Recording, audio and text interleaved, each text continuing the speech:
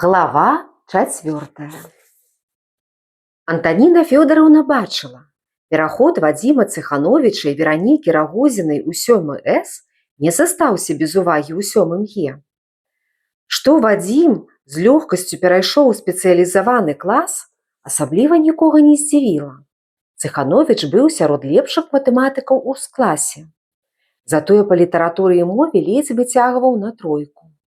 І каб не Вераніка, у якой ён пастаянна падглядваў, спісваў, ды ў дыктоўкі і сачыненні пісаў бы на 2. Веданне граматыкі, сінтаксісу, адчуванне слова ў яго не было амаль ніякага. Памылкі рабіў у звычайным тэксце. А вось тое, што Вераніка, у якой вучні бачылі будучую актрысу, кінулася ўслед за Вадзімам, нарадзіла ў класе перашэпты, абгаворы. І асабліва сярод тых, хто зайздросціў Вераніцы ці Вадзіму. А такія ў 7 Е, як і ў кожным класе ў падобным выпадку, былі. Пабегла хутчэй Рагозіна за Вадзімам, пабаялася, што там у 7 С яго скрадуць ад яе, з'едліва гаварыла сяброўкам Алена Лазоўская. Нічога, Вадзік і там будзе наш. Вось пабачыце, будзе прыходзіць да нас.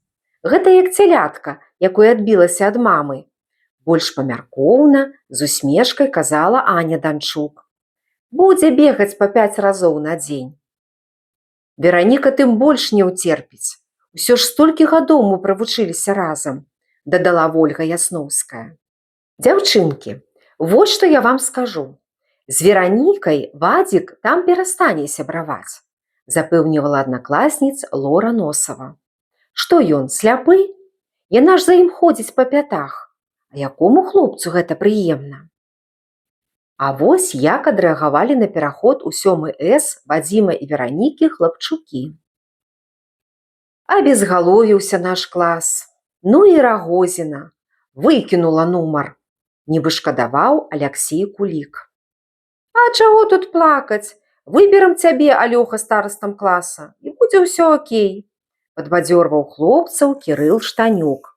Ты нам будзеш дазваляць усё, не тое, што Рагозіна.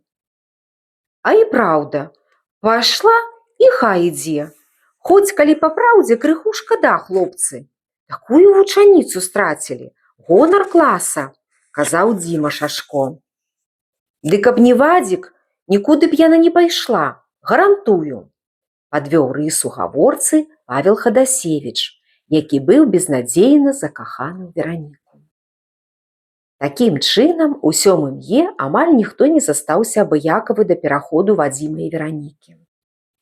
Таня Касмылёва, як і Павел Хадасевіч, таксама. Ёй падабаўся Вадзім, а яму, як вядома, Вераніка. Адрозненне ў іх пачуццях было адно. Павел хаваў свае сімпатыі да Рагозінай глыбока ў душы, нікому пра іх не гаварыў, пазбягаў Вераніку. Надта ж хваляваўся перад ёю.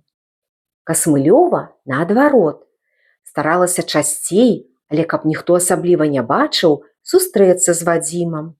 А Рагозінай нашкодзіць якой-небудзь чарговай плёткай. Больш за ўсіх перажывала Антаніна Фёдоровна. Не так з-за Вадзіма, хоць і яго было шкада. Усё-ткі па яе прадмеце, матэматыцы, ён быў выдатнік, як з-за Веранікі. Разумела, страта ў класе вялікая. Суцяшала адно. У 7 С яна, магчыма, будзе выкладаць матэматыку і, вядома, пастараецца зрабіць усё, каб Вераніка выдатна авалодала гэтым прадметам і паступіла на матэматычны факультэт інстытута. З другога боку, Антаніне Фёдоровне было шкада і артыстычнага таленту Веранікі, якая па-ранейшаму займалася ў дзіцячай драматычнай студыі на тэлебачанні. Не забудзе Антаніна Фёдоровна тэлеспектакляў, у якіх удзельнічала Вераніка Рагозіна. Кожны раз Вераніка паведамляла асабіста класнай, у які дзень, у які час будзе ісці па тэлебачанні дзіцячы спектакль з яе ўдзелам. І калі выпадала вольная хвіліна, Антаніна Фёдоровна з асаблівай увагай сачыла на экране за ігрой Веранікі, яе жэстамі, мімікай, слухала яе мілагучнае вымаўленне. Ролі былі розныя. Ад казачных гераіняў Алёнкі, Папялушкі, Дзюймовачкі, Беласнежкі да сур'ёзнай ролі Асоль з аповесці Аляксандра Грына «Пунцовыя ветразі». На запісе гэтага спектакля пабыў амаль увесь 6 Е. Запрасіла ўсіх Вераніка. Мама яе ўзялася выпісаць пропуск на студыю ўсяму класу. Вера Іванаўна і Вераніка прапанавалі раздзяліцца на 2 падгрупы. Адна спачатку будзе глядзець спектакль у студыі, а другая ў апаратнай, ля пульта, на шматлікіх экранах, дзе рэжысёр, запісваючы на плёнку, выбірае патрэбны яму план. Пасля падгрупы памяняюцца. Усе згадзіліся, бо надта ж цікавым абяцала ўсё быць. Вера Іванаўна завяла падгрупу Антаніны Фёдоравны на 3-й паверх у апаратную, а затым спусцілася ў студыю, дзе яе чакалі астатнія вучні. Вера Іванаўна папярэдзіла: у студыі павінна быць мёртвая цішыня, а ў апаратнай не абавязкова. Антаніна Фёдоравна і вучні размясціліся ля дзвярэй апаратнай. На экране з'явіліся дэкарацыі спектакля. Уражваў 3-мачтавы карабель з пунцовымі ветразямі. На баку яго было белым выпісана слова «сакрэт», назва карабля капітана Грэя. З высокімі блакітнымі хвалямі мора, бераг з загадкавымі раслінамі, кветкамі. Злева на сярэднім плане домік матроса Лангрэна, бацькі Асоль, пасёлак Каперна. Вылучаны цацкі, марскія лодкі, паруснікі, караблікі, якія рабіў Лангрэн. Побач кош, у якім Асоль насіла цацкі на продаж. На кожны план накіравана адпаведнай сілы святло. Уражанне сапраўды незвычайнае. Заставалася толькі чакаць, калі пачнецца запіс гэтага рамантычнага спектакля. Нечакана для ўсіх на экранах з'явілася Вераніка. Не, гэта была сапраўдная Асоль. Апранутая ў бедную вопратку, у старой хусцінцы, якія насілі ў рыбацкім пасёлку Капернэ, яна выглядала загадкава. Рэжысёр, барадаты, сярэдніх гадоў мужчына, праз мікрафон прамовіў у студыю: «Увага! Запіс сцэны Асоль на досвітку выходзіць на бераг мора і чакае карабель з пунцовымі ветразямі пачынаецца. Падрыхтавацца!» Тэлеаператары прыпалі да сваіх камер. Асвятляльнікі дадалі адпаведнага святла бела-шэрага колеру світанку. На фоне дэкарацый інкрустацыі. Вераніку было не пазнаць. Яна нібы сапраўды стаяла на беразе мора, а ўдалечыні, як праз смугу, віднеліся пунцовыя ветразі. Раптам рэжысёр паказаў буйным планам Вераніку Асоль. Твар адухоўлены, рукі загадкавыя. Рэжысёр працягваў камандаць у студыю: «Вераніка, позірк, позірк вачэй. Зрабі, калі ласка, больш жывы, радасны. Ты ж углядаешся ўдалеч і спрабуеш убачыць жаданыя ветразі сакрэта, на якім капітан Грэй». «Там не Грэй, там Вадзім», – штурхнуў Цыхановіча Максім Лобан, і ўсе засмяяліся. «Так ужо і Вадзім. Гэтая Асоль даўно надакучыла яму», – са злосцю сказала Таня Касмылёва і адышла крыху ўбок. «Цішэй», – папярэдзіла Антаніна Фёдоравна, не задумваючыся над словамі Касмылёвай. Яна ўважліва сачыла за Веранікай. Вучні ўспрынялі рэплікі Максіма і Тані як жарт. Не зразумелі яго толькі тыя, хто працаваў за пультам. Хто такі Вадзім? А ці не ўсё адно? Дзеці ёсць дзеці. А Вадзім напружана глядзеў на экран і бачыў, як там, далёка, на тумановым беразе мора, з заміраннем чакае сваю мару дзяцінства, пунцовыя ветразі, непаўторная Асоль. З допыту у следчага. «Таня, У якім класе ў цябе з'явілася цікаўнасць да рок-музыкі? У дзённіку тваім канкрэтнай даты няма. Запісана толькі рок-музыка, клас-музыка. Я ёю зачаравана. Гэта маё жыццё, мая стыхія. І далей пералічваеш назвы рок-гуртоў, як замежных, так і нашых, якія табе падабаліся. У 5. Маці мне купіла тады касетны магнітафон па маім патрабаванні. Круціла мах штодзень, балдзела. Дзе брала касеты? Перапісвала рок-групы. Касеты прыносіла маці, а замежныя рок-гурты перапісвала ў аднакласнікаў. Тут Таня зманіла.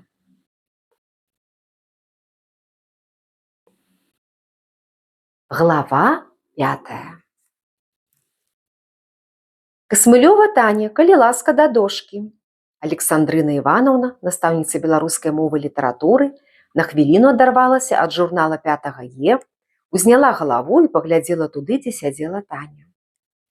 Да гэтага яна прайшлася вачыма ў журнале па прозвішчах вучняў, шукаючы, у каго няма адзнакі, ці стаіць, як жартавалі школьнікі, пара альбо крэнзель. Сканчалася чвэрць, і неабходна было атэставаць кожнага вучня. А ў Касмылёвай красавалася адна двойка. Таму Александрына Івановна ні на хвіліну не сумнявалася, што трэба выклікаць Касмылёву. Ды і Антаніна Фёдоровна, класная, прасіла, каб настаўнікі часцей выклікалі Таню. «Касмылёва, ідзі адказваць урок», сказала яшчэ раз Александрына Івановна. Але Таня быццам не чула, нават не зварухнулася. І толькі тады, калі яе штурхнуў у бок Каралёў, які сядзеў побач, паўтарыўшы словы настаўніцы, Таня ўсхапілася. «Які урок? Які урок? Вось рок – гэта клас!» вырвалася ў Тані. Увесь выгляд яе паказваў, што яна лунала недзе далёка і зусім не да ўрока беларускай мовы было ёй. «Што такое, Касмылёва?» Александрына Івановна падышла да парты, за якой сядзела Таня. У гэты час нешта пстрыкнула ў чырвонай сумцы спартыўнага тыпу, і настаўніца ўбачыла, як Таня хутка выняла адтуль руку. «Пакажы, пакажы, што ў цябе там?» Твар Александрыны Івановны пасуровеў. «Нічога, кніжкі, сшыткі», спрабавала зманіць, моцна сціснуўшы ў руках сумку Таня. Клас загуў. Самыя шустрыя Пеця Вугал і Антон Сердаболька з Камчаткі, шэраг, што быў ля акна, апынуліся каля 4-й парты 3-го шэрага, за якой сядзела Таня Касмылёва. «Не, ты мне дай сваю сумку, я пагляджу сама», настойвала Александрына Івановна. «Не дам. Гэта мая сумка. Гаспадар яе я», упарцілася Касмылёва. І тады Александрына Івановна выхапіла сумку з Таніных рук. Ажно нешта затрашчала, ці тое, што было ў сумцы, ці сама сумка. Настаўніца раскрыла сумку і дастала адтуль касетны магнітафон. «Ух ты!» хваляй прайшлося па класе. «А мы не ведалі, што там хаваецца хэві-метал», сказаў Саша Каралёў, хоць сам ціхенька слухаў разам з Таняй замежныя рок-гурты. Александрына Івановна палезла глыбей у сумку, і хутка ў яе руках апынуліся каробачкі з пудрай, румянамі, цюбік з памадай. «Што гэта?» не верыла сваім вачам настаўніца. «А што бачыце?» агрызнулася Таня. «Дзе ж кніжкі, сшыткі?» «Дома. Вось я цябе зараз і пашлю дадому па іх, і ты прыйдзеш сюды разам з мамай і татам. Таты ў мяне ўжо няма, ён пад следствам, хутка сядзе ў турму». У класе зноў загулі, зашумелі, паўставалі з партаў хлапчукі і дзяўчынкі. «Хто ў вас стараста класа?» спытала настаўніца. «Я», устала Вераніка Рагозіна. «Як жа вы да гэтага дайшлі? Да чаго дакаціўся клас? Хіба вы ўсе не ведалі, што носіць на ўрокі ў сумцы Касмылёва? Ведалі. Я думала, што яна толькі на перапынках слухае магнітафон, а выходзіць і на уроках. Заткніся, рагозіха, закрычала Таня, сухар у форме. Што? Што ты сказала? Не магла паверыць Александрына Івановна, што ўсё гэта адбываецца на яе уроку. А што чулі? Дай сюды мне свой дзённік, па інерцыі прамовіла выкладчыца беларускай мовы літаратуры. Хаця які дзённік? Хутка ў тваёй сумцы знойдзеш чорт ведае што, толькі не школьныя рэчы. Не, гэтага нельга так пакінуць. Вераніка, звярнулася Александрына Івановна да Рагозінай, абавязкова трэба абмеркаваць паводзіны Касмылёвай у класе з класным кіраўніком, а я пайду да дырэктара. Ідзіце хоць прыглушаным голасам вымавіла Таня. Гэта быў эфект, падобны на выбух бомбы. Клас скаланула нібы выбуховай хваляй. Александрыне Івановне здалося, што яна страціла прытомнасць. Пабеглі кругі ў вачах. Не, гэта былі не кругі. Гэта каціліся слёзы, якія нібы гарошыны падалі на стол. З допыту ў следчага. Маргарыта Іосіфаўна, ці ведалі вы, што ваша дачка Таня вяла дзённік?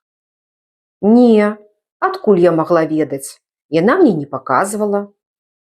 У гэтым дзённіку ёсць і пра вас. Цікава. Вось ён, гэты дзённік. Можам разам прачытаць. Не супраць? Калі ласка. Мая мама сапраўдная гандлярка. Без яе моды зусім не цікава было б жыць. І наогул, хто б я такая была? Зачуханая дзяроўня. А яе знаёмыя? Колькі іх? Без блату з мамай яны хадзілі б голыя. Так мама часта паўтарае. І добра, што не асабліва лезе ў мае школьныя справы. Мусіць, мода захапіла яе поўнасцю.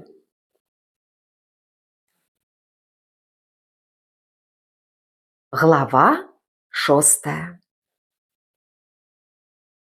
Універсальны магазин «Мода» стаяў ці не на самым бойкім месцы горада, у цэнтры галоўнага праспекта, так што пакупнікі сцякаліся з двух бакоў. Побач парк культуры і адпачынку, кінатэатр «Сатурн», рэстаран «Вячэрняя зара». Маргарыта Іосіфаўна працавала ў модзе старшым таваразнаўцам. Пасада адказная і вельмі ж прэстыжная, а дакладней выгодная. Ці не таму конкурсы на таваразнаўчыя факультэты інстытутаў народнай гаспадаркі былі занадта вялікія. Хто паступаў, лічыў, што пад шчаслівай зоркай нарадзіўся, не кажучы пра тых, хто праходзіў па знаёмстве. Маргарыта Іосіфаўна была сярод тых, хто трапіў у інстытут не за свае веды. Бацька яе працаваў старшынёй райспажыўсаюза ў невялікім гарадку, а гэта тады што-небудзь ды значыла. Беглі гады, курс за курсам, якія Рыта зноў жа адольвала з дапамогай таты. На 5-м курсе выскачыла па разліку замуж за Міхала Касмылёва, ураджэнца вялікага горада, дзе яна вучылася. Той, скончыўшы політэхнічны, працаваў на гарадскіх будоўлях прарабам. Так Маргарыта стала гараджанкай. А ў той час адкрыўся магазин «Мода», і не без славутага званка «Куды трэба» Рыта на размеркаванне была накіравана ў новы універмаг. Ды ў які? Маргарыта Іосіфаўна і ў сне бачыла, як зайздросціць ёй аднакурсніцы. Знаёмыя ўжо рыхтуюцца заняць чаргу да яе, а ўсе астатнія гатовыя пазнаёміцца з ёю, але не проста, а па вядомаму тады прынцыпу: ты мне, я табе. Каму ў горадзе не хочацца быць модным? Прайдзіцеся па адным праспекце, і вы гэта заўважыце. А як дастаць? Слова «купіць» абясцэнілася, модныя рэчы. Гэта ўжо вашая справа. Гэты пастулат добра засвоіла Маргарыта Іосіфаўна. Кліентаў у яе ад блізкіх родзічаў да далёкіх знаёмых было вельмі шмат. Усе яны былі залежныя ад таваразнаўцы моды. Так год за годам і жыла Маргарыта Іосіфаўна, даслужылася да старшага таваразнаўцы. І ўпэўненасці яшчэ пабольшала. У кватэры ў яе было што хочаш, ад шыкоўнага адзення, імпартнай мэблі да делікатэсаў. А сваё адзінае дзіця, дачку Таню, песціла як магла. Джинсы, штруксы, бананы, кофтачкі, куртачкі, красоўкі – усе імпартныя. Таня насіла колькі сябе помніць. Замежныя крэмы, ласьёны, шампуні паспрабавала з маленства. Магнітафоны, прыёмнікі, прайгравальнікі – колькі іх прайшло праз Таніны рукі. Не хапала аднаго – відмага. Гэтае слова Таніна. Яна называла так відэамагнітафон. «Абяцала, ма, – хвалілася Таня ў класе, – купіць відмаг у наступным годзе». А чаму бы не купіць? Маргарыта Іосіфаўна любіла жыць на шырокую нагу. Вучыла гэтаму і мужа. А для Тані не шкадавала нічога. Уся яе філасофія была ў мяшчанскай прэстыжнасці. Апрануцца, абуцца лепш за іншых, у кватэры мець усё лепшае, чым у іншых. Таніна вучоба яе амаль не цікавіла. Каб зусім не цікавіла, не. Яна, канешне, хацела, каб Таня вучылася добра, бо як інакш яна паступіць у інстытут? А толькі туды хацелася б. Цяпер інакшыя часы, зусім не тыя. Але з кожным класам Таня пераконвала ў іншым. Інстытута ёй не бачыць. І паступова Маргарыта Іосіфаўна змірылася з гэтай думкай, перастала сачыць за хатнімі заданнямі дачкі, ды і часу не заўсёды хапала, які яна увесь аддавала модзе. Таня станавілася больш хітрай, скрытнай, хавала свае таямніцы ад маці. Гаворка ішла вакол аднаго, што сёння прынесла Маргарыта Іосіфаўна ёй з універмага. Аднойчы Таня заявіла маці: «Хачу новыя бананы і японскія касеты, а яшчэ пуцёўку на лета ў піянерскі лагер «Зялёны гай». «Які яшчэ зялёны гай?» – здзівілася Маргарыта Іосіфаўна. «Бананы і японскія касеты лягчэй мне табе прынесці, чым тую пуцёўку.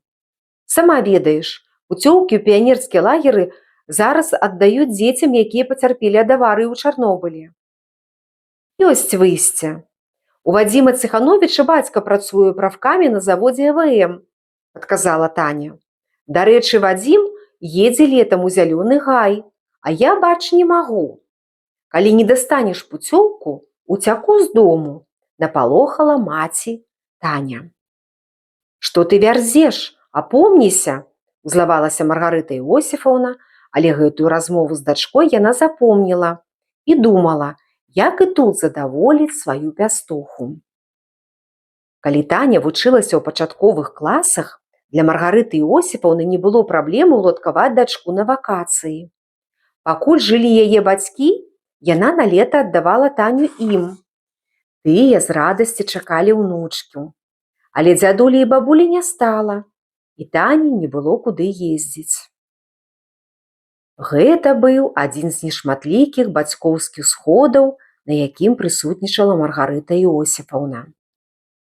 «Каб маці прыйшла на сход», – сурова папярэдзіла Таню Антаніна Фёдараўна. Да таго ж Маргарыце Іосіфаўне патрэбна было сустрэцца з бацькам Вадзіма Ціхановіча Канстанціном Сяргеевічам. Ён сядзеў за трэцім сталом, адзін. Падышла, павіталася і папрасіла дазволу сесці. Сход вяла Антаніна Фёдараўна. Спачатку хваліла тых, хто добра вучыўся. Як заўсёды класная ставіла ў прыклад Вераніку Рагозіну, яшчэ некалькі вучняў. Потым перайшла да двоечнікаў. Скіравала позірк на Маргарыту Іосіфаўну. «Вось і добра, што сёння вы нарэшце прыйшлі на сход», – пачала Антаніна Фёдараўна. «Што будзем рабіць з Таняй? Зноў 3 двойкі схапіла на гэтым тыдні. Ці кантралюеце вы яе дома? Правяраеце? Што заставалася Маргарыце Іосіфаўне, як толькі маніць і выкручвацца? Яна спрабавала пераканаць, што Таня выправіцца, што возьмецца за навуку. Усе бацькі паварочваліся да Маргарыты Іосіфаўны, і цяжка было зразумець, што яны думаюць пра яе. Асуджаюць ці шкадуюць? Зусім па-іншаму яны глядзелі на Веру Іванаўну Рагозіну, калі Антаніна Фёдоравна хваліла Вераніку. Там усё было ясна. Зайздросцяць. Па-добраму зайздросцяць Веранічанай маме. Такую дачку кожны хацеў бы мець. Круглую выдатніцу з выдатнымі паводзінамі. Усім класам, вы ведаеце, што зараз адзнаку па паводзінах вучню ставіць клас, расказвала Касмылёвая Антаніна Фёдоравна, мы Тані за мінулы тыдзень паставілі нездавальняюча. Я саромеюся, не магу вам тут тое паўтарыць, што яна сказала на уроку маладой настаўніцы беларускай мовы і літаратуры Александрыне Іванаўне Варановіч.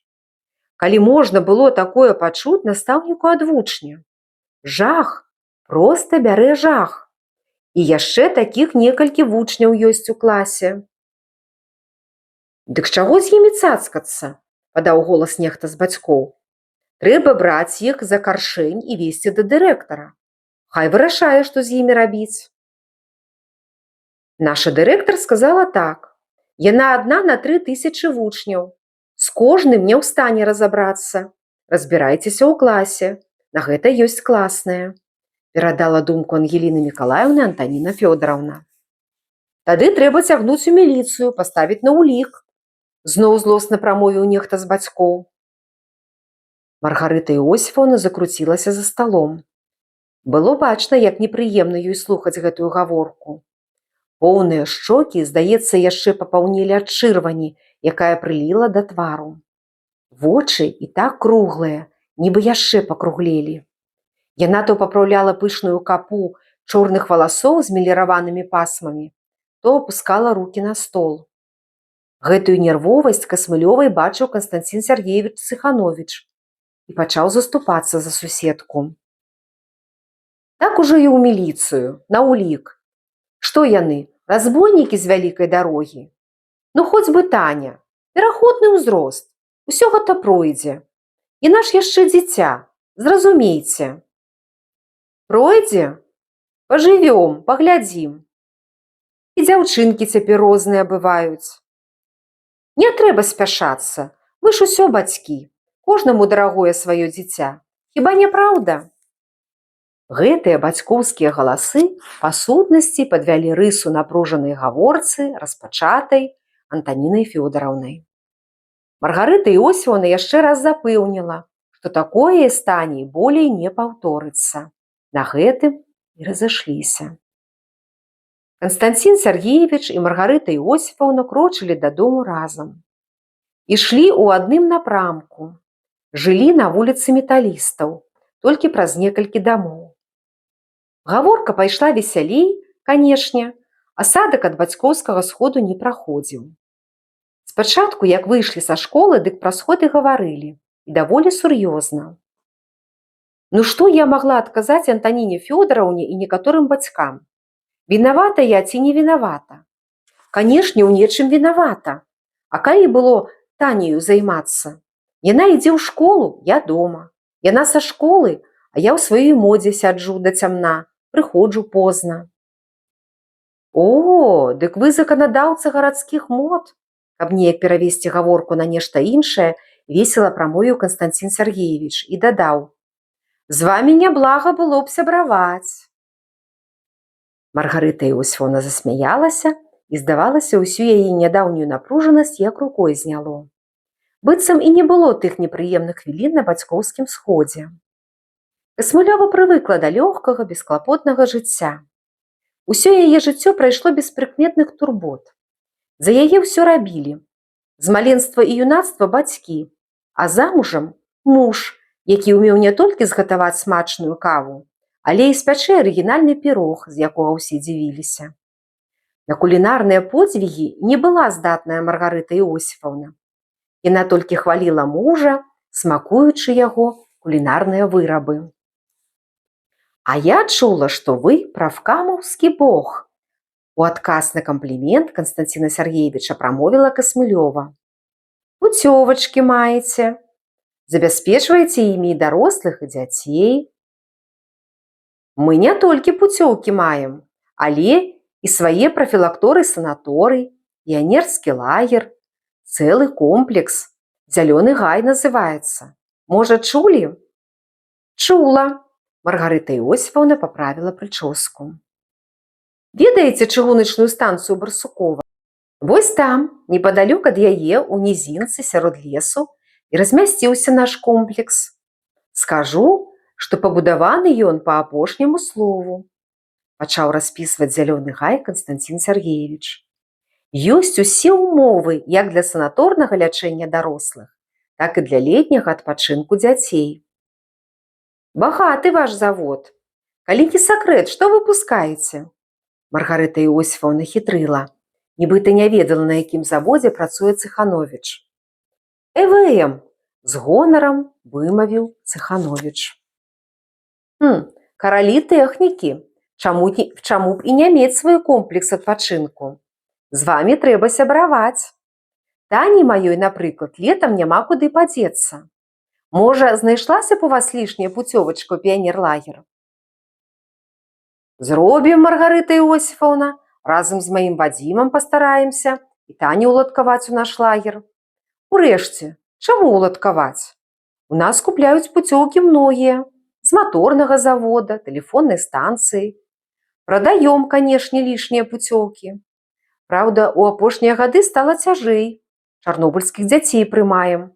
Але вам, Цыхановіч падміргнуў, усміхнуўся, будзе пуцёўка, абяцаю». «Дзякуй, Канстанцін Сяргеевіч. Дарэчы, хто ваша жонка?» Маргарыта Іосіфаўна прыцішыла крок і глянула Цыхановічу ў вочы. Той таксама запаволіў хаду і пачаў ледзь не жаліцца. «Экскурсавод. Працуе ў гарадскім бюро экскурсій. Самі ведаеце, што гэта за праца. Патрэбна штодзень, як таму акцёру, мяняць гардэроб. Заўсёды ж перад людзьмі. Хочацца быць прыстойна апранутай, моднай. Ох, і цяжка ёй. Казаў, мяняй работу. Не, люблю і ўсё». «Не хвалюйцеся, не перажывайце», Маргарыта Іосіфаўна шматзначна зыркнула вачыма. «Часцей заходзьце ў нашу моду. Дарэчы, як завуць вашу жонку?» «Наталья Семёнаўна». «Думаю, мы хутка пазнаёмімся».